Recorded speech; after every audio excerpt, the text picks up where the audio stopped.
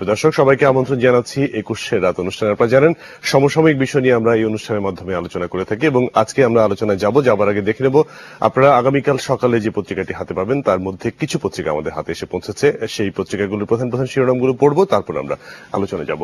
আমার হাতে প্রথমে রয়েছে দৈনিক ইত্তেফাক। দৈনিক ইত্তেফাকের প্রধান শিরোনাম, দুদক থেকে ক্ষিপ্ত হয়ে চলে গেল বিশ্বব্যাংক, আসামির সংখ্যা নিয়ে মতবিরোধ। এছাড়া সেনা সমর্থিত সরকারের আমলের ইসির সীমানায় নির্বাচন চায় আওয়ামী লীগ।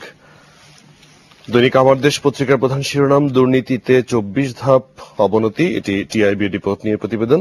আবুলের কারণে ফের ডুবল পদ্মা সেতু, অসন্তোষ নিয়ে বিশ্বব্যাংক প্রতিনিধি দলের ঢাকা ত্যাগ।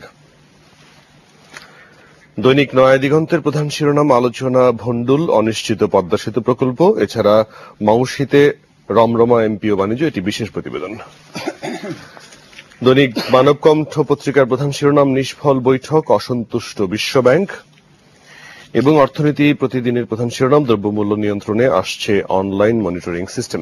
এই ছিল আজকের পত্রিকার শিরোনামগুলো।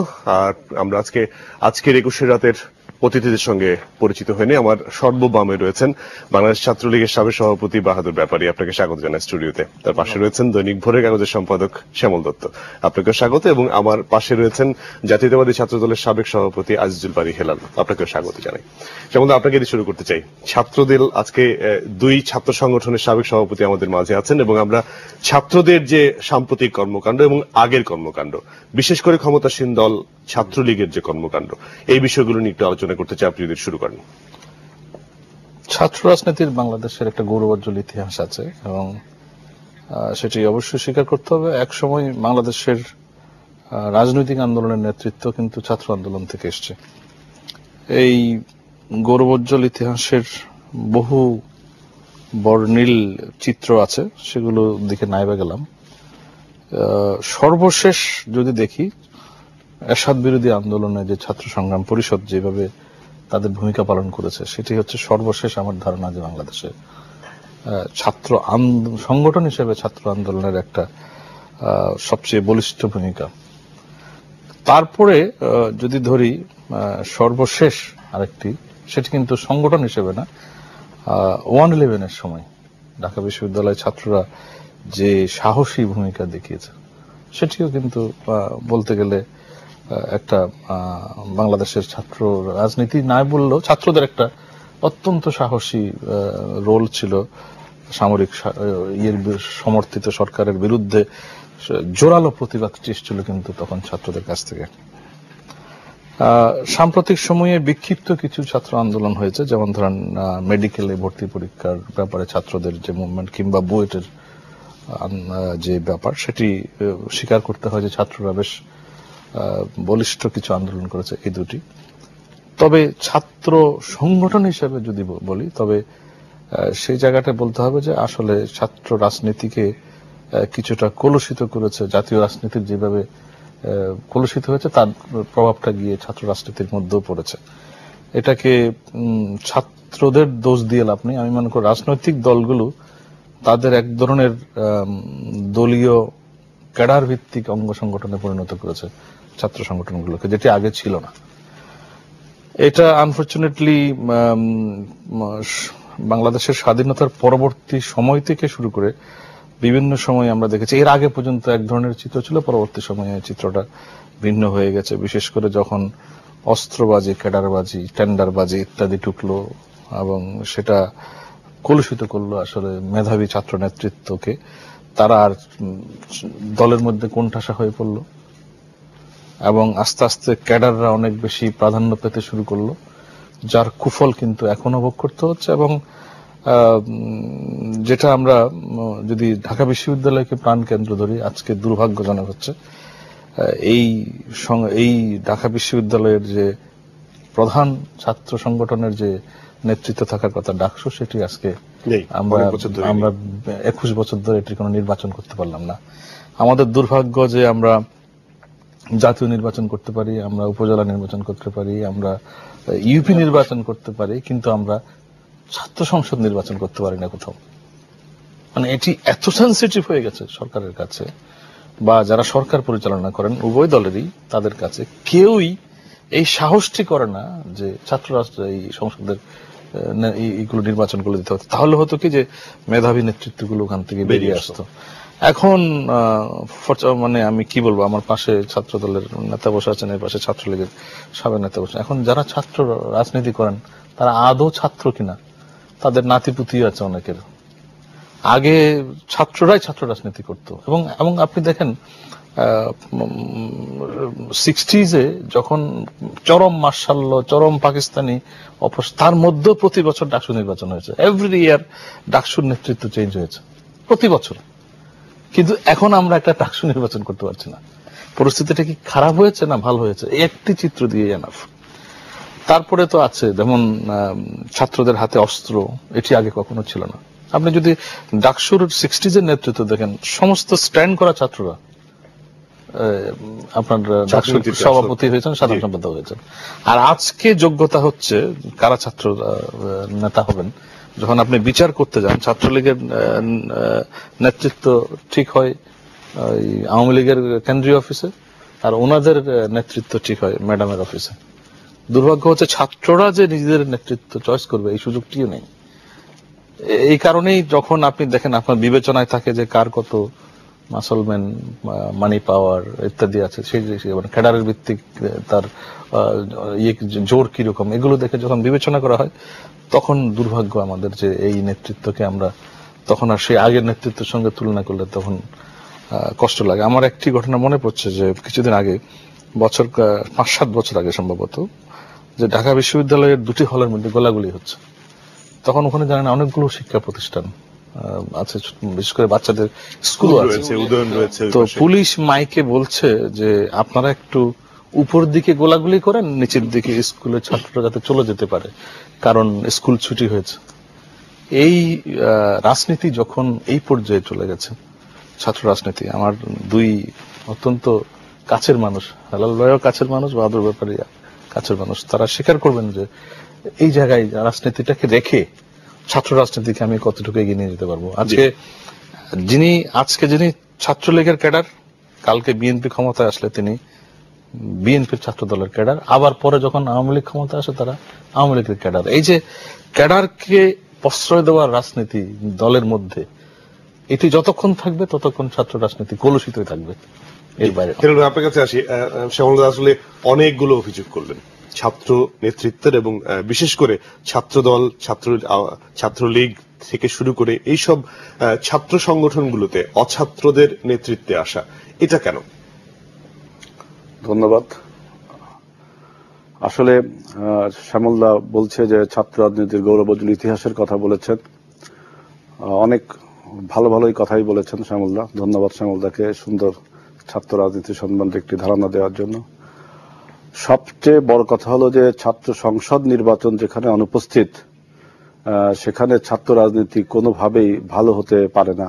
কারণ ছাত্র রাজনীতির মূল প্রাণকেন্দ্র, উৎসবমুখর পরিবেশটাই হলো আপনার ছাত্র সংসদ নির্বাচন। আমার মনে আছে আমি যখন বিশ্ববিদ্যালয়ের ছাত্র ছিলাম, আমরা এরশাদ আমলের 85-86 সালের দিকে, তখন ডাকসু নির্বাচনের কোনো সরগরম পড়েনি, শুধু আমরা রাজনীতি করতাম, লেখাপড়া করতাম। এই 89-এর দিকে এসে, অর্থাৎ 3 বছর পরে হঠাৎ করে ঘোষণা হলো ডাকসু নির্বাচন হবে। আপনি বিশ্বাস করেন পুরো ঢাকা বিশ্ববিদ্যালয়ের পরিবেশ চেঞ্জ হয়ে গেল। মনে হয় সবাই ডিসিপ্লিনড, সবাই ভদ্র, সবাইকে ভোটে জিততে হবে, সবাইকে মানুষের কাছে যেতে হবে, জনপ্রিয়তা অর্জন করতে হবে। একেবারে আমরা যারা তখন সেকেন্ড ইয়ারে পড়তাম তখন আমরা অনেক সময় গেটে বসে আড্ডা মারতাম হলে। আমরা চিন্তা করলাম না, সামনে ডাকসু নির্বাচন, হলে জিততে হবে বা ডাকসুতে জিততে হবে, গেটে আড্ডা মারা যাবে না, পড়ার টেবিলে যেতে হবে, তা না হলে জনপ্রিয়তা অর্জন করা যাবে না। অর্থাৎ এই ছাত্র সংসদ নির্বাচনটা যখন অনুপস্থিত হয়ে গেছে, এবং এই অনুপস্থিতির জন্য আমি শুধু জাতীয় রাজনীতিবিদদেরই আমি এককভাবে দায়ী করতে পারি না, এই জন্য এই সমস্ত শিক্ষা প্রতিষ্ঠানের যে অথরিটি আছে, অর্থাৎ প্রিন্সিপাল বা ভিসি স্যার, তারাও কিন্তু অনেক অংশে দায়ী। যেমন ঢাকা বিশ্ববিদ্যালয় হলো একটা আপনার অটোনমাস বডি, সেখানে ভিসি স্যার কেন ডাকসু নির্বাচন আপনার ডিক্লেয়ার করে না। আমরা যখন ছাত্র রাজ দলের নেতৃত্ব ছিলাম বা আমার বন্ধু বাহাদুর ব্যাপারে যখন ছাত্রলীগের নেতৃত্ব ছিল, আমরা সবাই কিন্তু ডাকসু নির্বাচনের জন্য আহ্বান জানিয়েছি, একে অপরের সংগঠনকে আহ্বান জানিয়েছি, ডাকসু নির্বাচনের জন্য কর্তৃপক্ষের কাছেও কথা বলেছি। কিন্তু কর্তৃপক্ষ যদি সরকারের, তখনকার সরকারের দোহাই দেয়, সেটা কর্তৃপক্ষেরই ব্যর্থতা। কারণ তারা হলো একটি স্বায়ত্তশাসিত প্রতিষ্ঠানের প্রধান, তারা কেন আপনার ডাকসু নির্বাচনের বা অন্য জাতীয় ছাত্র সংসদ নির্বাচনের আপনার ডিক্লেয়ার করে না? আপনি দেখেন, বাংলাদেশের জাতীয় রাজনীতি কিন্তু ছাত্র রাজনীতির পটভূমিকায় রচিত। আমি আজ থেকে 4-5 বছর আগে অক্সফোর্ড এবং ক্যামব্রিজ বিশ্ববিদ্যালয়ে গিয়েছিলাম। সেখানে আমি ছাত্র রাজনীতি আছে কি নেই এইগুলো পর্যবেক্ষণেও গিয়েছিলাম। সেখানে দেখলাম যে আপনার অক্সফোর্ড বিশ্ববিদ্যালয়, তার আন্ডারে মিনিমাম 48টা কলেজ আছে, প্রত্যেকটা কলেজের একটি ছাত্র সংসদ আছে। এই কলেজের আন্ডারে যে সমস্ত হোস্টেল, সে হোস্টেলের একটি ছাত্র সংসদ আছে, এবং প্রত্যেকটা কলেজে যেগুলো সাবজেক্ট আছে, প্রত্যেকটা সাবজেক্টের একটি ছাত্র সংসদ আছে। এইভাবে কেন্দ্রীয় আবার অক্সফোর্ড একটি, আমাদের ডাকসুর মতো ওদের একটি ছাত্র সংসদ, ওদের ভিপি কে সবসময় প্রেসিডেন্ট বলে, আমাদের দেশে তো ভিপি বলে, ওদের দেশে প্রেসিডেন্ট বলে। এভাবে ক্যামব্রিজেও দেখলাম। ইভেন আমি আপনার হার্ভার্ড ইউনিভার্সিটিতে গিয়েছি, তারপর এমআইটিতে গিয়েছি, সেখানেও দেখলাম একইভাবে ছাত্র সংসদ নির্বাচন আছে। কিন্তু ওদের দেশের জাতীয় রাজনীতি কিন্তু ছাত্র রাজনীতির পটভূমিকায় রচিত না। তারপরেও দেখেন ওরা ছাত্র সংসদ নির্বাচনগুলোকে কত গুরুত্ব দেয়। আর আমাদের দেশের জাতীয় রাজনীতিটাই আপনার পটভূমিটাই আমাদের ছাত্র রাজনীতির উপরে ভিত্তি করে। অথচ এই ছাত্র রাজনীতিকে যে লালন পালন করা, বিশেষ করে আবারও বলতে হয় যে ছাত্র সংসদ নির্বাচন, এইগুলোর ব্যাপারে এত ইনডিফারেন্ট কর্তৃপক্ষ, শুধু জাতীয় রাজনীতিবিদদের বিপক্ষে বললে হবে না, এখানে ওই বিশ্ববিদ্যালয় কর্তৃপক্ষ অনেকাংশে দায়ী। আর যেটা বলছেন যে ছাত্র রাজনীতিতে আজকে যে ক্রিমিনালাইজেশনের কথা বলছেন শ্যামলদা, এটা কিন্তু শ্যামলদা হয়তো অনেক আবেগের সাথে বলছে যে এখনকার ছাত্রদের নাতিপুতি হয়ে গেছে, এটা আবেগ দিয়ে হয়তো শ্যামলদা অত মনের রাগ ঝেড়ে বলছে, ওরা আমাদের মনের কথা না যে কোনো ছাত্রনেতার ওই অবস্থায় জানি নাতিপুতি হয়ে গেছে। যাই হোক, কিন্তু এই যে ক্রিমিনালাইজেশনটা, এইটা কিন্তু শুরু হয়েছে আপনার স্বাধীনতার পর থেকেই, এবং স্বাধীনতার আগেও ছিল। 60-এর দশকের ছাত্রনেতারা ভোট স্ট্যান্ড করা এবং তারা ভালো ভালো ছেলেরা আসে, ওর মধ্যে যে আপনার খারাপ কিছু ছিল না তার উদাহরণ কিন্তু ইতিহাস ঘাটলে পাওয়া যায়। আমরা সেই এনএসএফ এর 5 পাত্রের কথাও জানি, পকেটে সাপ নিয়ে ঘুরতো, একে মারতো, তাকে মারতো। মেইনস্ট্রিম ছিল না, মেইনস্ট্রিম পলিটিক্স কিন্তু এনএসএফ ছিল না।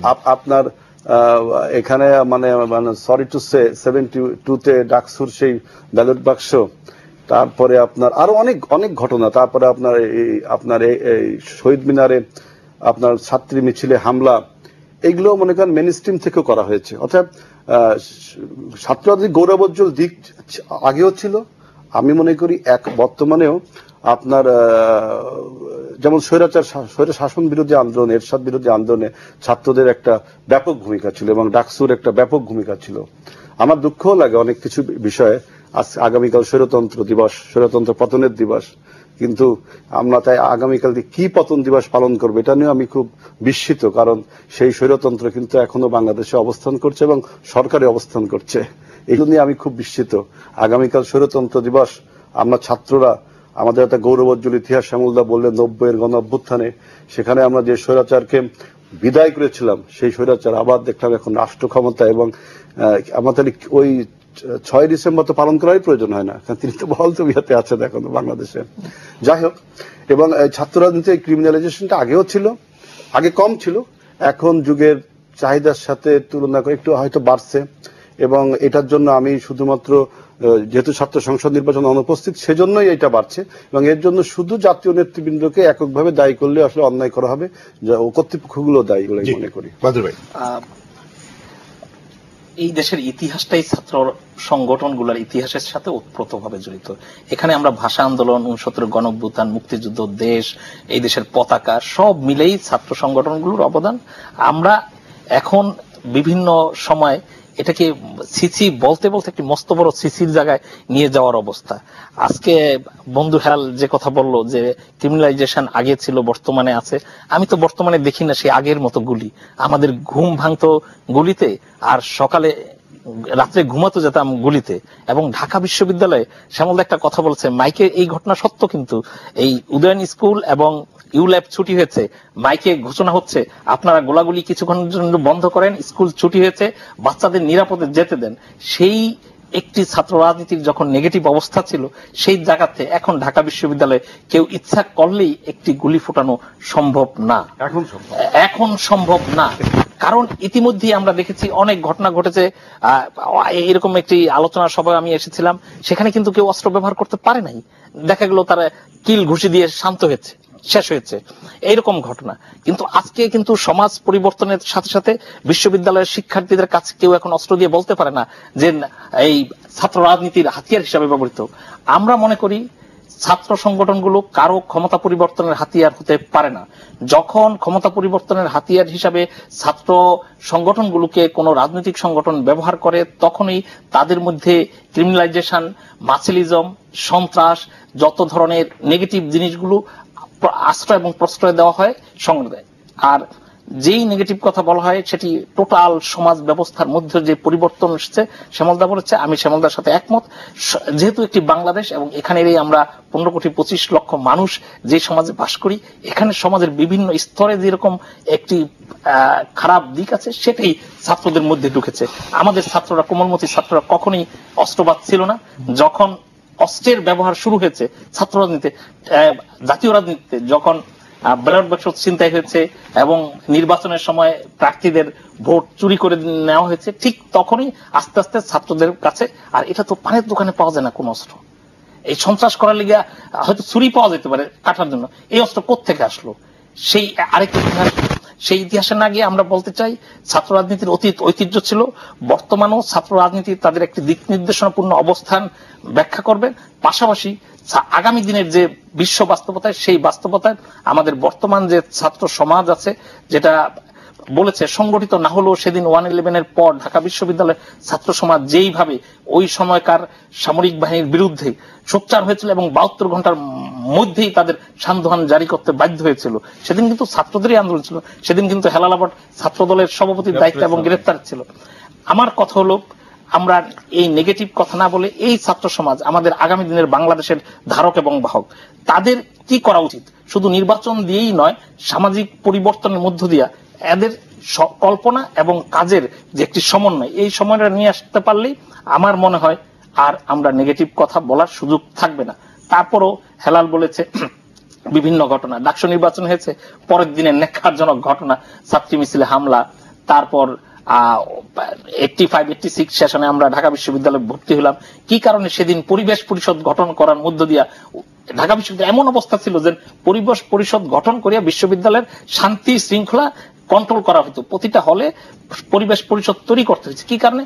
তখন কেউ ঠিক মতো সিট পেত না, সিট পাইতে হলে বড় ভাইয়ের কাছে যেতে হতো, বড় ভাই ছাত্রের কাছে অস্ত্র দিয়ে সন্ত্রাসী বানিয়ে ফেলতো। কিন্তু এখন সেই পরিস্থিতি অনেক উন্নতি হয়েছে। শুধু তাই নয়, আমি ছাত্রলীগ করার অপরাধে আমার রুমতো 23 বার পড়া হয়েছে এবং আমি পরীক্ষা দিতে গেছি, এই বিশ্ববিদ্যালয়ের প্রক্টরের প্রহরায় গিয়ে পরীক্ষা দিতে হয়েছে এবং অনেকের শিক্ষা জীবন কিন্তু এই রাজনীতির কারণে বিপন্ন হয়েছে। না না, এবং হেলাল মজার কথা না, ও আমরা কিন্তু বন্ধু, ও মাইক্রোবায়োলজি সয়েল সায়েন্সে পড়তো আর আমি ফার্মেসিতে পড়তাম। একদিন ও দুপুরবেলা ভাদুর সোহেল ভাই তখন ইউনিভার্সিটি প্রেসিডেন্ট না, ওকে আমি 614-তে শহীদুল্লাহ থাকি, ও বললো বাহাদুর একটু কথা আছে, দুজনে কথা বলতে একটু ঝামেলা লাগবে, তুই ওঠ। আমি একটা রিক্সায় আইলাম, দোয়েল পাখি পর্যন্ত আসলে, এরপর আমার রুম পড়া শুরু হয়ে গেছে। না, হি ওয়াজ ফ্রেন্ড, নাইলে কিন্তু আমিও অ্যাসল্টেড হইতে পারতাম। কিন্তু আমি ছাত্রলীগের সভাপতি ছিলাম, ঢাকা বিশ্ব এই সেন্ট্রাল ছাত্রলীগের সভাপতি। 2001 সালে নির্বাচনের পর আমি অজয় মিছিল নিয়ে বিশ্ববিদ্যালয়ে গেলাম, সেই বিশ্ববিদ্যালয়ের মিছিলে হামলা হয়েছিল খেলাসের শ্যামলদা। কিন্তু আমার কথা হলো, কোন হামলা, কোন ঘটনাই একটি পজিটিভ ধারাকে নিয়ে আসতে পারে না। এনএসএফ এর কথা বলেছে, এনএসএফ কখনোই মেইন স্ট্রিমে ছিল না এবং তারা এক্সিস্ট করে নাই। আমি আজকে এখানে বলতে চাই, যারা অস্ত্র নিয়ে রাজনীতি করছে, সেই অস্ত্রধারীরা রাজনীতিতে এখন কিন্তু নাই ভাই। কেউ যদি দুই একটু অবস্থান করে থাকে, আমি আপনার সঙ্গে একেবারেই বাদুর ভাই, এবং থাকতে পারবে না ভবিষ্যতে। আমি আরো বলতেছি, এইরকম অনেক নাম, ডাক নামের, যাদের নামের সাথে অনেক কিছু বিশেষণে বিশেষিত, হয়তো রাজনীতিতে ছিল, এমপিও হয়েছে অনেকজন, কিন্তু এখন রাজনীতিতে খবরও পাওয়া যায় না। ওই সকল হিরো যাদের নিয়ে গিয়ে কি এক জাহাজে নিয়ে দিয়েছিল, তারা তো ঢাকা বিশ্ববিদ্যালয়ে সন্ত্রাসী একটা শিল্পে রূপান্তরিত করেছিল। আমরা আলোচনা আবার আসবে, একটা ছোট টেলিফোন নিয়ে এসে তারপর আমরা আলোচনা কন্টিনিউ করি। হ্যালো দর্শক, কে বলছিলেন? আপনার প্রশ্নটি করার পরিচয় দিয়ে। আমি মৌলভীবাজার মঙ্গল থেকে বলছি। জি জি, আমার নাম বিপ্লব দাস। জি বলুন। আমি বাহাদুর ভাইকে এবং হেলাল ভাইকে সালাম জানাচ্ছি, এবং বাহাদুর ভাই আমার খুব পরিচিত এবং জগন্নাথ জগৎ করি। আমি অনেক ওনার সাথে চাটা আগে খেয়েছি। ওনার পরিচিত রিপন আমার ফ্রেন্ড ছিল। আমি শ্রদ্ধার সাথে লন্ডন থেকে প্রশ্ন করতে চাই যে আজকে টেলিভিশনে দেখেছি আপনাদের নেতা মির্জা ফখরুল ইসলাম আলমগীর সাহেব বলেছেন যে ওনারা যুদ্ধাপরাধী বিচার চান।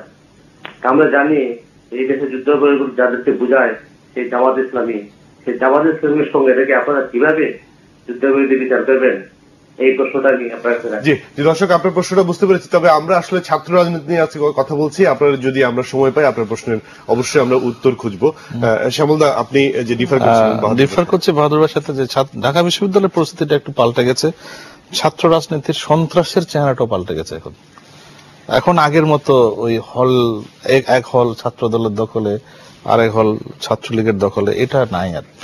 এবং এখন যেটা হয়ে গেছে কি, যখন ক্ষমতাসীন যে দল তার আন্ডারেই সবকিছু, এবং কখনো কখনো তার ভিতরে ভিতরে নিজেরা মারামারি হয়। ছাত্রলীগের দুই গ্রুপে মারামারি হচ্ছে, কিন্তু এখন আর ছাত্রদল ছাত্রলীগে মারামারি হওয়ার সুযোগটা কম। এখন অন্যরকম চেহারাটা পাল্টে গেছে। ওই যে রাতারাতি ক্যাডাররা সব দল বদল করে ফেলে। যারা ছাত্র দলের ক্যাডার থাকে, যে দেখলো আওয়ামী লীগ ক্ষমতা আসলে পরের দিন সব হয়ে গেল আওয়ামী লীগ। সম্প্রতি রাজশাহী ইউনিভার্সিটিতে যেটা হয়েছে সবচেয়ে ন্যাক্কারজনক ঘটনা। পুলিশের সামনে এই যে ক্যাডাররা অস্ত্র লোড করছে, অস্ত্র নিয়ে এগিয়ে যাচ্ছে, পাশাপাশি পুলিশ দাঁড়িয়ে আছে।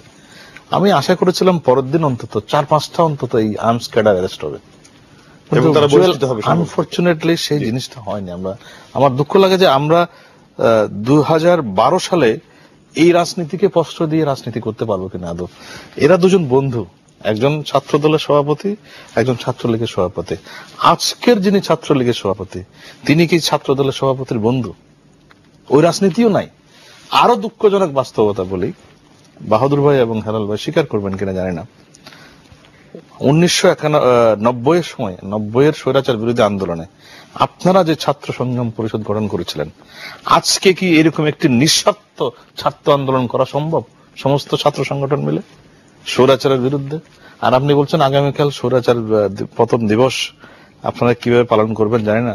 স্বৈরাচারকে তো আপনারা দুজনে ভাগ করে নিয়েছেন, প্রেসিডেন্টকে নিয়েছেন ওনারা, ভাইস প্রেসিডেন্ট তো আপনার দলে মওদুদ সাহেব, দুজনে ভাগ করে নিয়েছেন, বড় ভাগ দুজনে ভাগ করে নিয়েছেন সুন্দর করে, দলের মধ্যে দুজনে ভাগ করে নিয়েছেন আপনাদের জোটে ওনাদের দলের ভিতরে। আপনারা মওদুদ সাহেবকে বিরুদ্ধে পালন করুন, অসুবিধা নাই, ওনাকে ডেকে। মওদুদ সাহেব আর যে আপনার হচ্ছে যে আমি এখন স্বৈরাচার পতন দিবস এই 6 ডিসেম্বর, মওদুদেরও পতন দিবস ছিল সেটি। হ্যাঁ অবশ্যই অবশ্যই সবারই পতন দিবস ছিল। এখন সেই স্বৈরাচারের সেই জাতীয় পার্টি এর সাথে সেই সংগঠন এখন সরকারে রয়েছে। আমরা যে জোটে সরকারের, জোটের সবাই তো সরকারের, মহাজোট ক্ষমতায়, আওয়ামী লীগ তোর ক্ষমতায় না, মহাজোট ক্ষমতায়, মহাজোটের সে একটা অংশ। সেটাই বলছে, এটা নিন্দনীয় বিষয় একটা, যে স্বৈরাচারের বিরুদ্ধে আমরা আন্দোলন করলাম, সংগ্রাম করলাম, সেই স্বৈরাচার এখনো আপনার বহাল তবিয়তে সরকার এবং হুঙ্কার দেশে নাকি আগামীবারও সে সরকার গঠন করবে। সে যাই হোক, ছাত্র রাজনীতির কথা বলা হচ্ছিল যে ঢাকা বিশ্ববিদ্যালয়ের পরিস্থিতি আপনারা জানেন যে এককভাবে ছাত্রলীগ তারা নিয়ন্ত্রণ করছে। আমাদের ছাত্র দলে প্রায় হাজার হাজার নেতা কর্মী আপনার ক্যাম্পাসে যেতে পারে না। এর আগের বার কি আপনারা দখল করেছিলেন না? এটা বলুক, আমরা আগের বারে ছাত্রদল এবং ছাত্রলীগ সহাবস্থান ছিল, আপনারা তাদের সাথে সহাবস্থান ছিল। আপনি কখনো বলতো না একেবারে ছাত্রলীগ বিতাড়িত ছিল না। আমি তখন প্রেসিডেন্ট, গত ক্ষমতা যখন বিএনপি ক্ষমতায়, তখন আমি প্রেসিডেন্ট ছাত্রদল এবং সেক্রেটারিও ছিলাম। তখন ছাত্রদল এবং ছাত্রলীগ সহাবস্থানের আমরা মধুর ক্যান্টিনে রাজনীতি করতাম। কিন্তু এবার যখন মহাজোট ক্ষমতায় আসলো, তখন একটা দিনের জন্য মধুর ক্যান্টিনে আমরা বসতে পারিনি। আমাদের ছাত্র দলের প্রেসিডেন্ট বর্তমান ভিসি স্যারকে ফোন করলো যে স্যার আমি আপনার সাথে দেখা করতে আসবো, আপনি আমাদের এই বিশ্ববিদ্যালয়ে যাওয়ার ব্যাপারগুলো বসেন। তিনি কি করলেন, তাকে ডাক দিয়ে তিনি চলে গেলেন ক্যাম্পাস থেকে এবং সন্ত্রাসী দিয়ে ছাত্রলীগের প্রেসিডেন্টকে আঘাত করা হলো। কিছুদিন আগেও দেখলেন নতুন প্রেসিডেন্ট যে হলো, হেলথ ইকোনমিক্স স্টুডেন্ট, ইংরেজি ডিপার্টমেন্টের ছাত্র বর্তমান প্রেসিডেন্ট, এখন হেলথ ইকোনমিক্সে পড়েও, ও গেছে বিসি স্যারের কাছে, বিসি স্যারের ফোন করে বিসি আসতে বলছে, যাওয়ার পথে ভিসি স্যার ক্যাডার বাহিনী রেখে দিছে, আমাদের ছেলেগুলো ছাত্র দলের ছেলেগুলোকে মার দিল। এবং ক্যাম্পাসে এখন তো আপনারা প্রত্যেকেই দেখছেন প্রভোস্টকে মারছে শিক্ষকরা, আপনাদের এমসি কলেজ একদম পুরাই দিল ছাত্রলীগের ছেলেরা। হ্যাঁ, দাদা যেটা বললো যে রাজশাহী ইউনিভার্সিটিতে ওপেন আর্মস দিয়ে ছাত্রলীগের ছেলেরা মহড়া দিল, তারপরে একজনকে গ্রেফতার করা হলো না। ইসলামী বিশ্ববিদ্যালয়ে একই অবস্থা, আপনার জাহাঙ্গীরনগর বিশ্ববিদ্যালয়ে তো প্রত্যেকটা দিন গোলাগুলি হচ্ছে, মারামারি হচ্ছে, কত স্যার মারাও গেল, একটা ছেলেকে গ্রেফতার করা হলো না। উপরন্ত আমাদের ছাত্রদল করার কারণে আজকে কত হাজার ছেলে যে পরীক্ষা দিতে পারছে না, তাদের শিক্ষা জীবন অনিশ্চয়তার মুখে। গত 3টা বছর তারা পরীক্ষা দিতে পারে না। এক পরীক্ষা দেওয়ার জন্য আমি অনেক ছেলেকে বলছি পরীক্ষা দিতে যাও, ভিসি স্যারের সাথে কথা বলো, ভিসি আমাদের সাথে কথা বলে না, প্রক্টর স্যারের সাথে কথা বলো, প্রক্টর স্যার আমাদের কথা। আমাদের বন্ধু বাহাদুর ব্যাপারী বললেন যে প্রক্টর স্যার তাকে সিকিউরিটি দিয়ে পুলিশের সাথে নিয়ে গেছে। তাহলে চিন্তা করেন তখন এর সংস্কৃতি, এখন এর সংস্কৃতি প্রক্টর স্যার বিরোধী দল কথা বলবো না। আপনার কাছে আসি, কথা ধরে আমি বলতে চাচ্ছি যে এখনকার ছাত্র রাজনীতি বা ছাত্রলীগের রাজনীতির টেন্ডার ভিত্তিক রাজনীতি বা মারামারি রাজনীতির পাশাপাশি শিক্ষকদের উপর হামলা একটা রাজনীতি দেখা যাচ্ছে। এটি আমরা আসলে শিক্ষকদের উপর হামলা, এটা ছাত্রলীগের নীতি আদর্শের সাথে বা ম্যাচ করে না। ইভেন সহমর্মিতা এবং পাশাপাশি যদি কম্পিটিশন না থাকে, রাজনৈতিক বিচার বিশ্লেষণ দুর্বল হয়ে যায়, আর প্রতিযোগিতা জ্ঞান এবং বিজ্ঞানের পাশাপাশি যুক্তির যদি না থাকে, বিতর্ক না থাকে, তাইলে বিকাশ ঘটতে পারে না। সেই কারণে আমি মনে করি সকল সময় বিরাজমান সংগঠনগুলো মধুর ক্যান্টিনে ছিল বিশ্ববিদ্যালয় থেকে, তারা থাকবে, কাজ করবে, কিন্তু ছাত্ররাই ছাত্র রাজনীতি করবে। সেই জায়গায় আমাদের প্রশ্ন। এখন হেলথ ইকোনমিক্স এর ছাত্র, সে তো ইভিনিং এর পার্টের ছাত্র, এটা হেলথ ইকোনমিক্স এর এখন রেগুলার হয়েছে, এখন রেগুলার সাবজেক্ট। তাই রেগুলার তুমি ওর বয়স কত এটা কি এখন কি ঢাকা ওইটা এইসব তোমাদের রাজনৈতিক সংগঠনের ব্যাপার আমি বলবো না, কারণ তুমি এইসব ডিপার্টমেন্টে ভর্তি হয় খুব ভালো, খুবই ভালো, আমরা জানি, কিন্তু আলোচনা না করি। কিন্তু বয়সের সাথে তোমার আমার বন্ধুত্ব ছিল বলিয়ে আমরা গিয়া টেবিলে কথা বলতে পারছি। যখন মোশাররফ ইউনিভার্সিটি প্রেসিডেন্ট, আমি তখন সেন্ট্রাল ইউনিভার্সিটি প্রেসিডেন্ট, আমি কিন্তু এটা চলতো না। সোহেল ভাই আর লিজু ভাই কখনো কথা বলতো না, একজন এদিক দিয়ে ঢুকতো, একজন ওদের। মোশাররফ হলো আমাদের বন্ধু ইয়ারমেট, আমি গিয়ে করলাম মোশাররফ তুই আমার বন্ধু, আমি ইয়ারমেট, আয় কথা কই। মনির হলো ঢাকা কলেজের, গিয়ে করলাম তুই আমার ঢাকা কলেজের ছোট ভাই, আয় কথা। এই দিন কথা শুরু করলাম, আস্তে আস্তে কাছাকাছি এলাম। এক রাতে এফ রহমান হলে আমাদের ছেলেপেলে মেরে বের করে দিল, দেওয়ার মতো অবস্থা। তখন আমি গভীর রাতে 1টার সময় গিয়ে হাজির, ছাত্রদলের প্রধান দেখে ভাই আপনি চলে আসেন। এরা কিন্তু মোশাররফ মনিরের কাছে গেছি, ভাই আমরা যাইতে পারবো না, ওখানে এই গন্ডগোল হচ্ছে। আমি কিসের, ছাত্রদের চল ইয়ে করি। তা আমরা যাওয়ার পর ওই ছাত্রদলের ছেলেরা আমাদের সাথে কথা, ওদের নিয়ে খাওয়া দাওয়া ঠিক করছি। এরকম অবস্থা ছিল বিশ্ববিদ্যালয়ে। যেই বিশ্ববিদ্যালয়ে ছাত্রলীগের ইউনিভার্সিটি প্রেসিডেন্ট, ছাত্রদলের ইউনিভার্সিটির প্রেসিডেন্ট কথা বলতো না, সেই জায়গায় তো আমরা কথা বলতাম বন্ধু। কথা বলে কি করতাম, যে ঝামেলা হয়েছে, একদিন আমরা মারামারি করছি, এরকম ঘটনা ঘটছে, পরের দিন মধুর ক্যান্টিনে যাইতে হবে। আমি তখন ইউনিভার্সিটি প্রেসিডেন্ট, বর্তমানে আমাদের শাকিল হলো তখন সেন্ট্রাল অর্গানাইজিং সেক্রেটারি, আমরা দুজন গিয়ে হাজির মধুর ক্যান্টিনে। তখন মনির ভাই ছিল ভাইস প্রেসিডেন্ট, দেখে তো কেউ কথা কেন, আমরা জোর করে গিয়ে বয়ে পড়ছি, ভাই গতকাল মারামারি শেষ, আজকে আসেন ঠিক করে দেয়। আমরা তখন বিরোধী দলে, কিন্তু ওরা ক্ষমতায়, খেয়াল করে দেখ। এইরকম ঘটনা ঘটেছে। কিন্তু এখন কি কারণে এইসব ঘটনা ঘটে? আমার পুরো হামলা করা হয়েছে, অজয়ের পুরো হামলা করেছে, পত্রিকার প্রথম পৃষ্ঠায় ছবি ছিল। লিয়াকত, বাবু, দেলোয়ার, কেউ কিন্তু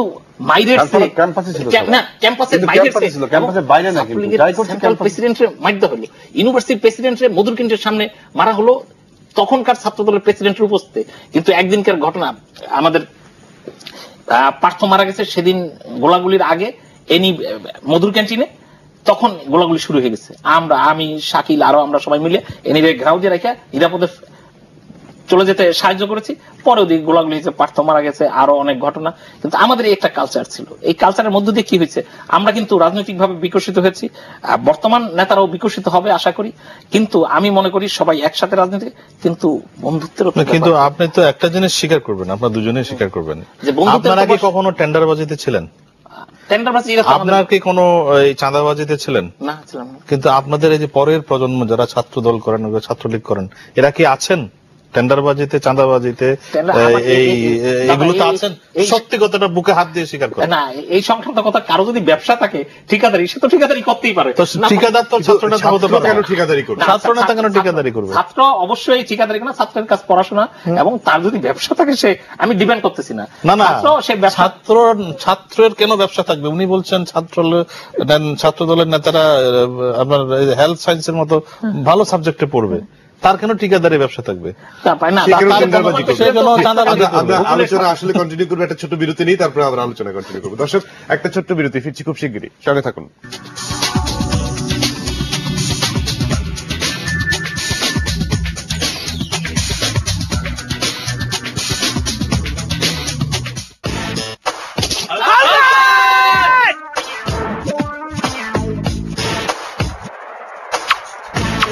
কিসের আউট? আম্পায়ার রেডি ছিল না। এই, তুই ব্যাটসম্যানের সামনে হাসছিস কেন? আউট নাই। ইমরান এদিকে আয়। কিসে আউট হয়েছে? পিছিয়ে দেখছো? কে? দেখো কে?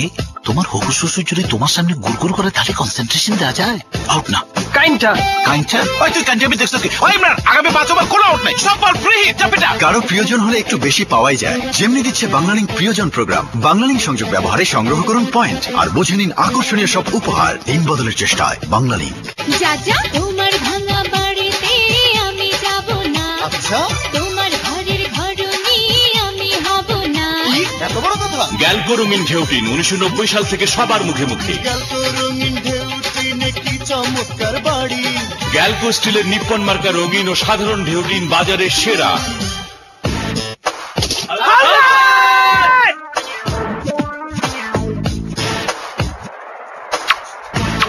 কিসের আউট? আম্পায়ার রেডি ছিল না। এই, তুই ব্যাটসম্যানের সামনে হাসছিস কেন? আউট নাই। ওই ইমরান এদিকে আয়। কিসে আউট হয়েছে? পিছিয়ে দেখছো? কে? দেখো কে? তোমার হবু শ্বশুর যদি তোমার সামনে গুড়গুড় করে তাহলে কনসেন্ট্রেশন দেওয়া যায়। আউট না।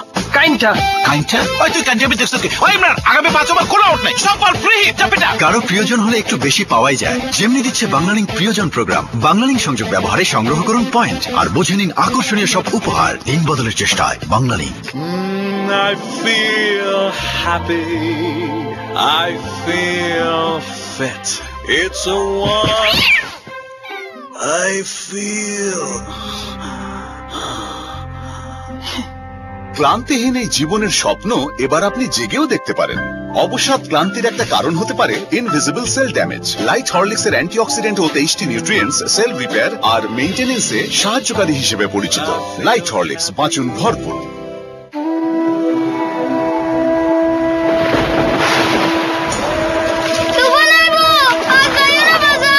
তুফানরে ডরাইস না, সামনে করিস। কিন্তু তোমার নাওয়ের অবস্থা তো ভালো না। তোর নাওটা ঠিক রাখিস।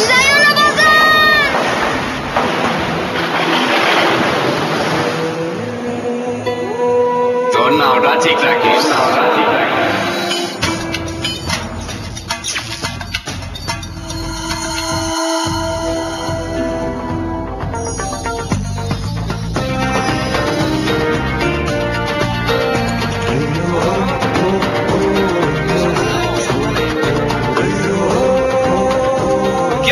খুব ভালো, নাও একদম পানি ওঠে নাই। দেশ জুড়ে এমন হাজারো ক্ষুদ্র ও মাঝারি উদ্যোক্তাদের স্বপ্ন পূরণে আসবে দিন বদল। আর এই দিন বদলের স্বপ্ন পূরণের সাথে রয়েছে বাংলালিংক এসএমই। নাও কয়টা লাগবে ভাই? দিন বদলের চেষ্টায় বাংলালিংক।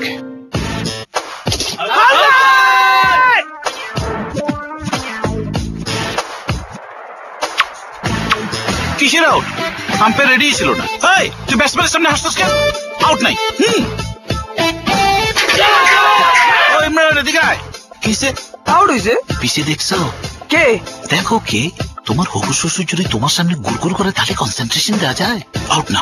কাইনটা ওই তুই কাঞ্জাবি দেখছো কি? ওই ইমরান, আগামী 5 ওভার কোনো আউট নাই, সব বল ফ্রি হিট। চাপিটা কারো প্রিয়জন হলে একটু বেশি পাওয়াই যায়। যেমনি দিচ্ছে বাংলালিংক প্রিয়জন প্রোগ্রাম। বাংলালিংক সংযোগ ব্যবহারে সংগ্রহ করুন পয়েন্ট আর বুঝে নিন আকর্ষণীয় সব উপহার দিন বদলের চেষ্টায়। বাংলালিংক।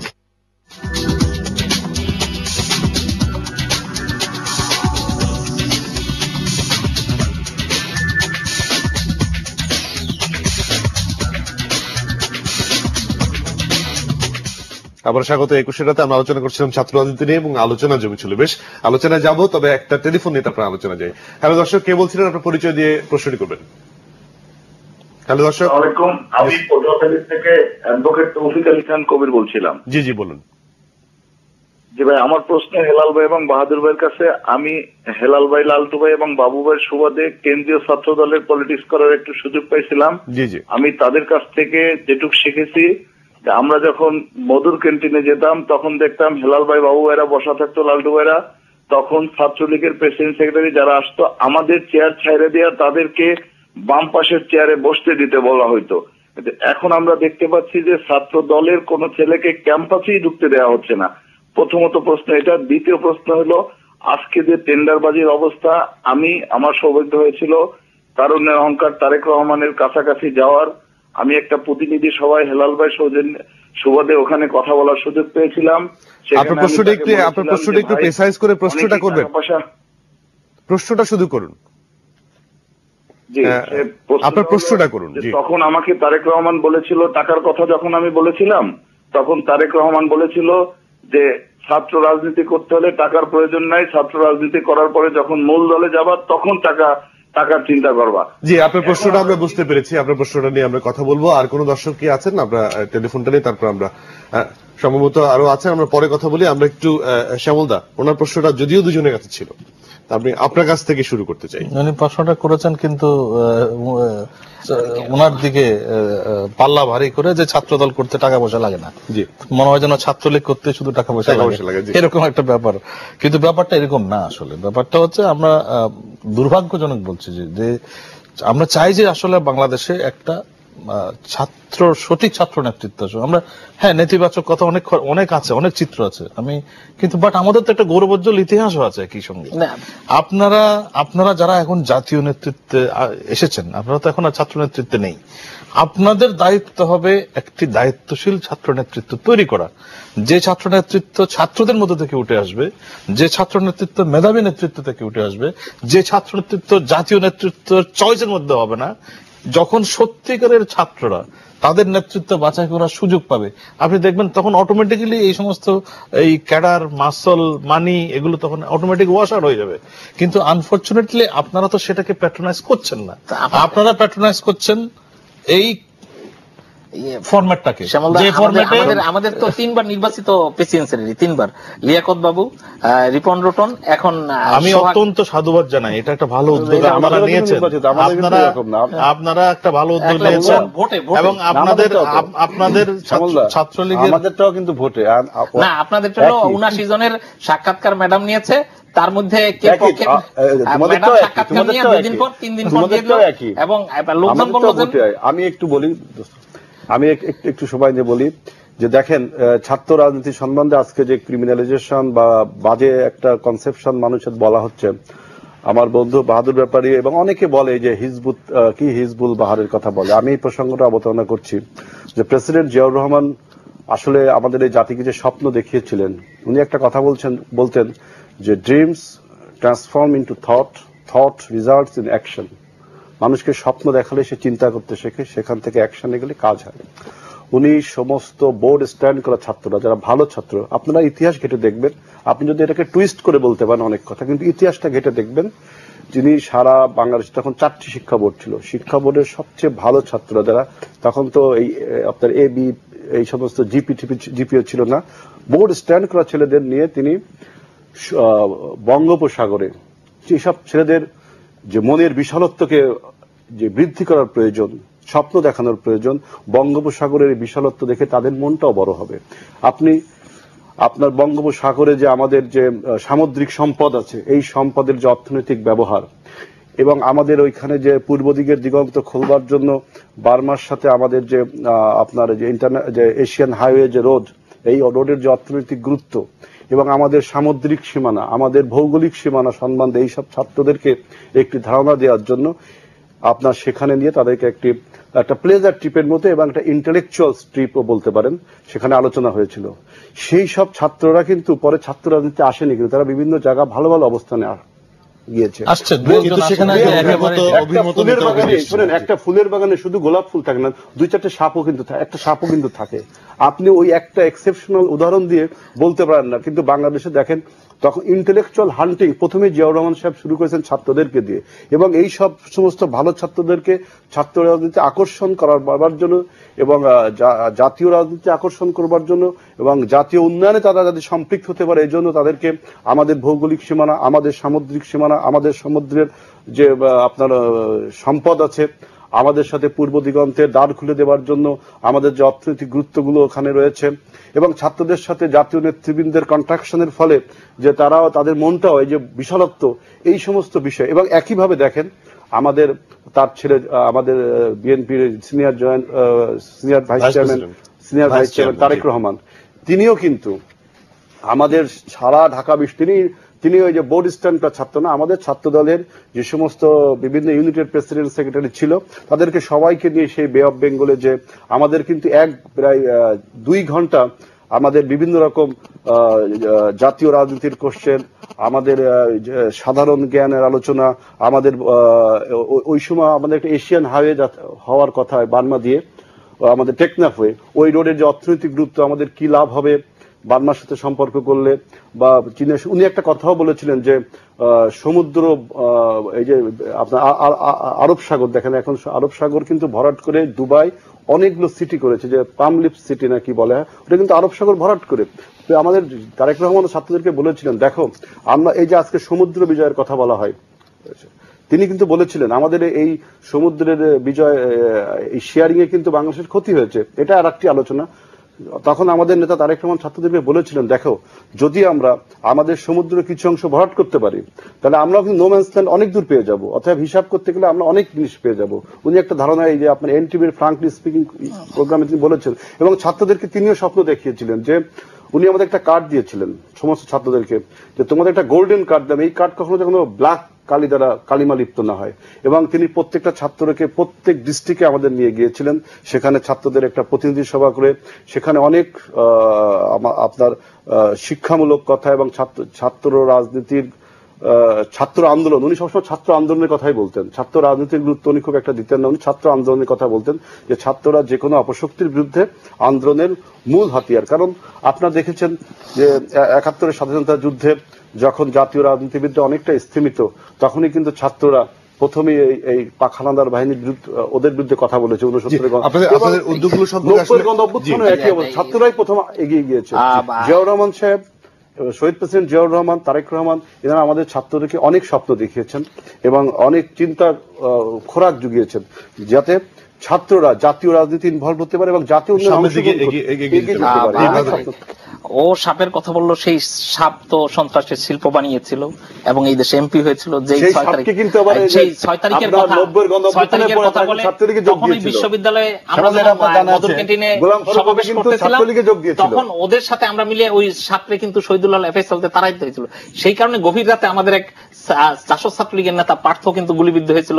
তোরা কিন্তু এফএসএলের দায়িত্ব নিয়েছিল, কিন্তু পরের দিন আবার ওরা দখল করে নেয় কিন্তু, এবং আস্তে আস্তে এই এরশাদের পতন ঘটে।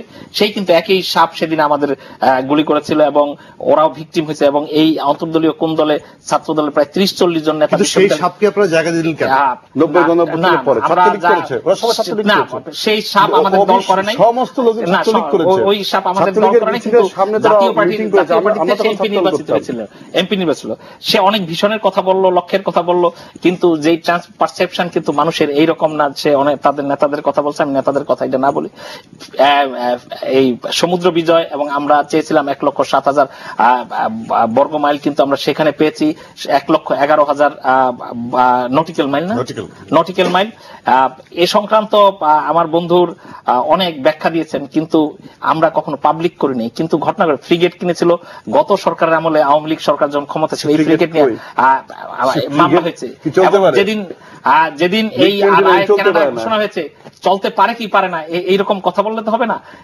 তখন কিন্তু বার্মার 2টি ফ্রিগেট এই সমুদ্র সীমায় ছিল, কিন্তু তখন আমাদেরটা যখন গেল ওদেরটা কিন্তু চলে গিয়েছে। মিডিয়া ওই সময় মিডিয়া থাকতো, পদ্মা সেতু আরেকটা কথা, যে ভীষণের কথা বলা হয়েছে, এবং এইরকম ঘটনা কিন্তু ঢাকা বিশ্ববিদ্যালয়ে দুর্নীতির কারণে এইরকম পারসেপশন কিন্তু মেধাবী ছাত্রদের পুরস্কার দিতে গিয়ে ম্যাডাম খালেদা জিয়া ঢাকা বিশ্ববিদ্যালয়ে একবার কি করেছিল, ছেলেরা স্ট্যান্ড করছে, ওদের ভর্তি পরীক্ষা ম্যাডাম খালেদা জিয়া ওসমানী মিলনায়তনে গিয়ে নিয়ে তাদের সংবর্ধনা দেয়, এবং ভর্তি পরীক্ষা ছাড়া ঢাকা বিশ্ববিদ্যালয়ে ভর্তি করার একটা ব্যবস্থা করতে আমি তখন এটা প্রোটেক্ট করা হয়েছে। এবং এইরকম ঘটনা কিন্তু ঢাকা বিশ্ববিদ্যালয় আমাজউদ্দিন স্যার এবং তারা বলছে। আজকে ভিসি স্যার সম্বন্ধে কথা বলেছে, এই ভিসি স্যারকে ছাত্র দলের নেতারা একদিন শারীরিকভাবে প্রহার করছে এবং ঢাকা বিশ্ববিদ্যালয়ের শিক্ষককে ধরে রিক্সায় তুলেছে, পরের দিন সেটা বিশাল আকারে সেই প্রতিশোধ দিচ্ছে না, সেই প্রতিশোধ না, এইরকম ঘটনা। শিক্ষকদের নিয়ে যে সম্মান এবং করা, এটা আমরা প্র্যাকটিস করি, ধারণ করি, লালন পালন করি, এবং ছাত্র রাজনীতি যারা করে তারা সবাই করবে। ছাত্রদের কাজ, ছাত্র সংগঠনের, ছাত্র আন্দোলনের কাজ ভবিষ্যৎকে দেখা, বর্তমানকে সাথে নিয়ে চলা। সেই ভবিষ্যৎকে চিন্তা করে একদিন ঢাকা বিশ্ববিদ্যালয়ে ঢাকা বিশ্ববিদ্যালয় কম্পিউটার অ্যাসোসিয়েশন প্রতিষ্ঠিত হয়েছিল। সেখানে হাজার হাজার ছাত্রছাত্রী ট্রেনিং দিত, এবং সেটা ছাত্রলীগের প্রেসিডেন্ট হিসেবে আমরাই তৈরি করেছিলাম। কিন্তু 2001-এ আওয়ামী লীগ ক্ষমতা নির্বাচনে হারার পর বিএনপি ক্ষমতায় আসলো, সেখানে কি হলো, সেই ডুকা বন্ধ করে দিল। কিন্তু আজকে তো বাংলাদেশ ডিজিটাল বাংলাদেশ হচ্ছে। সেখানে সেদিনকার যে পরিকল্পনা ছিল, সারা বাংলাদেশের শিক্ষা প্রতিষ্ঠানে ছেলেপেলে ডিজিটাল হবে, এবং এখন তো মানুষের হাতে মোবাইল। বন্ধু, ডিজিটাল বাংলাদেশে হয়েছে কি, বাংলাদেশ TNT এবছর 500 কোটি টাকার রাজস্ব হারাইছে এই ডিজিটালের জন্য। 500 কোটি টাকা রাজস্ব হারাইছে। আমার তো তোমার ধারণা হয়তো ভুল। 9 কোটি মানুষ মোবাইল ব্যবহার করে প্রতিদিন। 500 কোটি টাকা তোমার মনে হয় ঠিক মতো একটু লেভারেজ যদি আমরা ধরি, এটা বোধহয় আরো বেশি হবে। কেন জানেন? মানুষ তো 10 কোটি লোকের এখন মোবাইল আছে, 9 কোটি লোকের আছে মোবাইল। এটা লেভারেজ লক্ষ কোটি টাকা। এই যে কল ডাইভারশনটা, এবং ওই পত্রিকা রিপোর্টে লিখছে যে কল ডাইভারশনের জন্য আনফরচুনেটলি দেখেছেন এই দুজন নেতাও কিন্তু ঘুরে ফিরে অতীতের দিকে চলে গেল। এই দুজন নেতার কাছে আমরা ফরওয়ার্ড লুকিং চাই, নেতৃত্ব চাই। আমি ওনারা দুজন বিদেশে গেছেন, উনি লন্ডনে গেছেন, উনি পড়াশোনা করেছেন বাইরে, দেশের বাইরে। ব্রিটেনের লেবার পার্টির একটা উইং আছে, এটা উইংটার নাম হচ্ছে প্রোগ্রেস। এই প্রোগ্রেসের কাজ হচ্ছে বিভিন্ন বিশ্ববিদ্যালয়ে গিয়ে সিনিয়র নেতারা স্টুডেন্টদের মুখোমুখি হয় এবং তাদেরকে জিজ্ঞেস করে যে আমাদের কি করা উচিত, তোমরা ইয়াং যারা আগামী দিতে বাংলাদেশের যারা দেশের নেতৃত্ব দেবে তারা কি ভাবো।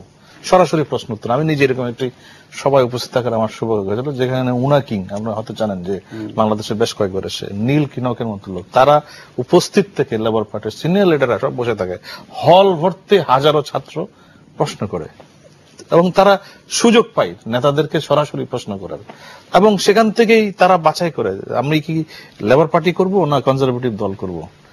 আজকে যদি আপনারা এই যে পুরনো জায়গায় এই হিজবুল বাহারের গল্প আর ওই এই গল্পের মধ্যে যদি থাকি, হেলাল ভাই, লুক ফরওয়ার্ড।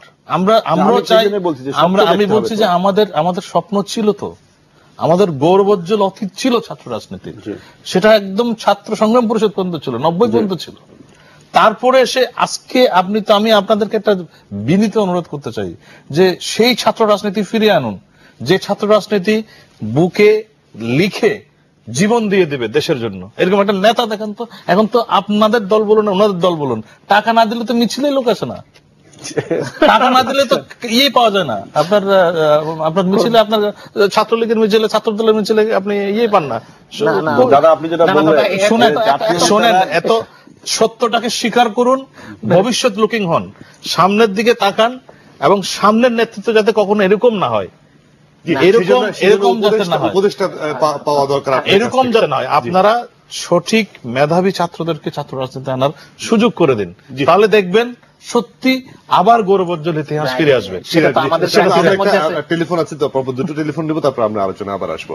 হ্যালো দর্শক, প্রথমে কে আছেন, আপনার পরিচয় দিয়ে প্রশ্নটা করবেন। জি, আসসালামু আলাইকুম। জি সালাম। আমি বাবলু জমাদ্দার বলছিলাম। জি জি, আপনার প্রশ্নটা করুন। আমার প্রশ্ন হচ্ছে, আমি প্রথমেই আমার অত্যন্ত শ্রদ্ধাভাজন নেতা বাহাদুর ভাই উপস্থিত আছেন, তাকে আমার সালাম জানাচ্ছি, এবং আর এক পাশে উপস্থিত হেলাল ভাইকেও সালাম জানাচ্ছি আপনার তরফ থেকে। আপনি প্রশ্নটা করুন। নেতা হেলাল ভাই, তাকে আমার সালাম জানাচ্ছি। তো কিছুক্ষণ আগে আমার বাহাদুর ভাই, আমার প্রশ্নটা হচ্ছে, বাহাদুর ভাই কিছুক্ষণ আগে বলছিলেন যে তারা দুইটি সংগঠনেরই সভাপতি, তারা দুজন বন্ধু ছিল। তো সেখানে আমাদের যারা ছাত্রলীগের সভাপতি, সাধারণ সম্পাদক আছেন, এবং যারা ছাত্র দলের সভাপতি এবং সাধারণ সম্পাদক আছেন, তাদের ভিতরে বয়সে ডিফারেন্স প্রায় 15 থেকে 20 বছর। সেখানে কিভাবে বন্ধুত্ব হতে পারে? জি, আপনার প্রশ্নটা বুঝতে পেরেছি। পরবর্তী আরেকজন দর্শক আছে, আপনার প্রশ্নটা নিয়ে তারপর আলোচনা আসবে। হ্যালো দর্শক, হ্যালো, জি সালাম, আপনার প্রশ্নটা করুন পরিচয় দিয়ে। আমার প্রশ্ন ছিল বাহাদুর ভাইয়ের কাছে যে ছাত্র সাতক্ষীরা জেলা কমিটি নিয়ে কিছুদিন আগে একটি বহিষ্কৃত ঘটনা ঘটছিল, কিন্তু এই বহিষ্কৃত কমিটির যে সভাপতি ছিল তো বিবাহিত, কিন্তু বিবাহিত কেউ ছাত্রলীগ করতে পারে না, সেটা গঠনতন্ত্রের নিষেধ। আর ছাত্রলীগের একটি বয়স সীমা আছে, এই বয়সের বাইরে গেলে সে অটোমেটিক্যালি ছাত্রলীগ করাতে দূরে থাকে। আমাদের কাছে অনেক দর্শক কয়েকটা প্রশ্ন করেছে, কিছু উত্তর না দিলে তাদের মন খারাপ হবে। প্রথম, শিবির সংক্রান্ত বিষয়ে যারা জামাত শিবির করে তাদের ভবিষ্যৎ বলতে চাই। জামাতের শুধু একটি সাকসেস, ব্যবসা বাণিজ্যের সাকসেস হয়েছে, এটা রাষ্ট্রীয় পৃষ্ঠপোষকতায় এই ব্যবসাগুলো পেয়েছে। আর এই জামাত শিবিরের এবং যারা ইয়াং প্রজন্ম তাদের জানা উচিত, তাদের কিন্তু সামাজিকভাবে গ্রহণযোগ্যতা মারাত্মকভাবে নিম্নমুখী এবং মানুষ এদের সাথে সামাজিক সম্পর্ক রাখে না এবং অন্য চোখে দেখে। সুতরাং তাদের ভবিষ্যৎ কি হবে, যেমন ওই খোকা পাসপোর্টরা বাংলাদেশের রাজনীতিতে ওই রকম টিকতে পারে নাই, একদিন রাষ্ট্র ক্ষমতা থাকার পরও, পাকিস্তান নামে রাষ্ট্র থাকার পরও তাদের সহযোগিতা করে তারা টিকতে পারে নাই। এই দেশ স্বাধীন হয়েছে, বাংলাদেশ তৈরি হয়েছে। আরেকটি কথা হেলালের কাছে বলার ছিল, আমাকেও প্রশ্ন করেছেন, দ্যাট ইজ এ হাস্যকর ব্যাপার এবং প্রহসন। কারণ মানুষ মনে করে যখন যুদ্ধাপরাধীদের বিচার বিএনপি দাবি করে আর পাশে জামাতের নেতা এবং ছাত্র শিবিরের প্রেসিডেন্ট বসা থাকে, তখন মনে করে জাতির সাথে একটি মারাত্মকভাবে প্রহসন করা হচ্ছে এবং হাস্যকর, এ নিয়ে মানুষ হাসাহাসি করে। আরেকটা জিনিস বলতে চাই, কেন এই বিরোধী দলের আন্দোলন এরকম চাঙ্গা হচ্ছে না কেন, তার কারণ হলো মানুষ ইতিমধ্যেই বিশ্বাস করতে শুরু করেছে সরকারের অধীনে যেহেতু ৬,০০০ নির্বাচন সুষ্ঠু এবং সুন্দরভাবে নির্বাচন হয়েছে, সেই কারণে এই আন্দোলন কারণ হইল তত্ত্বাবধায়ক সরকারের দাবিতে মানুষ মনে করে দলীয় সরকারের অধীনেও একটি সুষ্ঠু নির্বাচন হইতে পারে। সে কারণে আমি বোধহয় ৩ জনের প্রশ্নের উত্তর দিয়েছি। আরেকটি প্রশ্ন আছে, সেটি হলো ছাত্র দলের সভাপতি, আমরাও খুব সকালে, আমি মধুর ক্যান্টিনে যেতাম, আইবিএতে পড়াশোনা করতাম, সেই কারণে সকালে গেলেই আমরা দেখতাম আমাদের ছেলেপেলেরা টেবিল আগে রাখতো, ছাত্র দলের ছেলেরা পরে আসতো। জগন্নাথের একটি ছেলে, ও আইসা টেবিল রাখার দায়িত্ব ছিল। ও যখন টেবিল পাইতো না ভাই, তখন কিন্তু আমরা একটা টেবিল ছেড়ে দিতাম। ছাত্র দলের সভাপতির পাশে গেলে যে বাম পাশে আমাদের বসাইতো বা ডান পাশে, আমরাও হেলাল ওরা আসলে, সোহেল ভাই আসলে আমরা দাঁড়ায়া সম্মান করে করতাম। কারণ এই সৌহার্দ্যপূর্ণ পরিবেশটা আমরা আসলে আবার ফিরছি। আপনি আমি ছোট করে বলছি যে বারবার যে যুদ্ধ অপরাধীদের কথা বলা হচ্ছে, আসলে আমাদের দেশে যে বিচারটা হচ্ছে সেটা হলো মানবতা বিরোধী বিচার। যুদ্ধ অপরাধ করছে পাকিস্তান, জামাত বা আমি তো একমত, বিচারটা হচ্ছে কিন্তু মানবতা বিরোধী অপরাধ করেছে, এই জন্য বিচার করে হচ্ছে, এবং এই বিচারের সাথে আমিও একমত, বিচার হওয়া উচিত এবং অবশ্যই ন্যায্য বিচার, ন্যায় বিচার হবে এবং তাদের পানিশমেন্ট হবে। এখন আমার বন্ধু যারা বলছে যে আমাদের পাশের ছাত্রলীগ কি ছাত্র শিবিরের প্রেসিডেন্ট বা ওই জামাতের অমক নেতা, এখন বলা হচ্ছে যে আজকের যে প্রজন্মের যে জামাত, সে কিন্তু 71-এর ওই যুদ্ধাপরাধ মানবতা বিরোধীর সাথে সম্পৃক্ত ছিল না। হ্যাঁ, আর আমি যেহেতু জামাত করি না, ছাত্র শিবির, তাদের উত্তরটা তারাই দিবে। আর একটা কথা শ্যামলদা যেটা বললেন যে ব্রিটেনের উনা কিং এর কথা বললেন, আর ওই যে একজন নীল নক তার কথা বললেন, যে যারা নীল কিনক যারা ক্যাম্পাসে যে ছাত্রদেরকে স্বপ্ন দেখায়, ছাত্রদেরকে এবং প্রশ্ন করে উত্তর দেয়। আমি এখানে অপ্রাসঙ্গিক হলেও বলতে চাচ্ছি যে জাতীয় রাজনীতিবিদদের এরকম, শ্যামলদা যেটা বললো যে এরকম আমাদের ছাত্রদেরকে কিন্তু সম্পৃক্ত হতে হবে, ছাত্রদেরকে রাজনীতির প্রতি আকর্ষণ করে সেরকম জায়গায় নিয়ে যেতে হবে। তা না হলে কালো টাকা পুঁজিপতি, শিল্পপতি, লুটেরা, এরা কিন্তু জাতীয় রাজনীতি দখল করে নিচ্ছে। জাতীয় রাজনীতির নেতা তৈরির মূল কারখানা হলো ছাত্ররা, ছাত্ররা মূল কারখানা। এবং সেখানে দেখেন, আমি একটা দেখেন আমাদের ঢাকা বিশ্ববিদ্যালয়ের আপনার আর্ট ডিপার্টমেন্টে যে আর্ট ইনস্টিটিউটে আমরা একটা ছাত্র অনুষদে একটা ছাত্র গণজামায়াত, সকল ছাত্র, কোন ছাত্র দলের আন্ডারে না, সকল ছাত্রদেরকে ডেকে শিক্ষকদের নিয়ে সেখানে প্রধান অতিথি হিসেবে ছিলেন আমাদের সিনিয়র চেয়ারম্যান তারেক রহমান। তিনি একটা কথা বলেছিলেন ওই ছাত্রদের উদ্দেশ্যে, আপনি বলছিলেন যে যখন লিওনার্দো দা ভিঞ্চি যখন একটা পাখির ছবি আঁকে, একটা মানুষের ছবি আঁকিছিলেন, যে যেখান থেকে মানুষের যদি এরকম পাখা থাকতো তাহলে মানুষও কিন্তু একদিন আকাশে উড়ে বেড়াতে পারত। এবং লিওনার্দো ভিঞ্চির এই ছবি থেকেই কিন্তু আপনার রাইট ভ্রাতৃদ্বয়, Albert Wright, Wilbur Tarek Rahman এই কথাটাই বলেছিল ছাত্রদেরকে, আপনারা যদি স্বপ্ন দেখেন, আপনারা চিন্তা করতে শেখেন, তাহলে অবশ্যই একদিন আমাদের দেশ উন্নত হবে। এই জন্য জাতীয় রাজনীতিবিদদের ছাত্র রাজনীতির সাথে ইন্টারাকশনটা বাড়াতে হবে। জি, শ্যামলদা আপনি একটু শেষ করবেন। শেষ করছি। সবচেয়ে সাধারণ ছাত্রছাত্রী যারা, তারা কিন্তু কেউ ছাত্র রাজনীতির প্রতি আগ্রহ না। আপনি যদি যখন পরীক্ষার রেজাল্ট বেরোয়, মেধাবী ছাত্র যারা হয় তাদের 99% পাবেন, যদি জিজ্ঞেস করা হয় যে আপনি কি ছাত্র রাজনীতির প্রতি আগ্রহী, একজনও পাবেন না যে বলে যে আমি ছাত্র রাজনীতি করব। একটির ছেলেও পাওয়া যায় না। সবচেয়ে দুর্ভাগ্য হচ্ছে এটা। আমাদের মেধাবী যারা ভালো ছেলে পেলে তারা কেউ আর রাজনীতিতে আসতে চায় না, কারণ রাজনীতি আস্তে আস্তে মেধা শূন্য হয়ে যাচ্ছে। রাজনীতি আস্তে আস্তে নেতৃত্ব এমন জায়গায় চলে আসছে যেটি আসলে সাধারণ মেধাবী ছাত্রের পক্ষে সেই রাজনীতি করা সম্ভব নয়। এখন যারা রাজনীতি করে তারা কিন্তু এখনকার প্রোডাক্ট না, তারা অনেক আগের প্রোডাক্ট। আমাদের শেষ করতে হবে। আমরা চাই না সেরকম আমাদেরকে শেষ করতে হচ্ছে। আগামী দিন আবারও অন্য কোনো বিষয় নিয়ে আলোচনা হবে। সবাইকে ধন্যবাদ।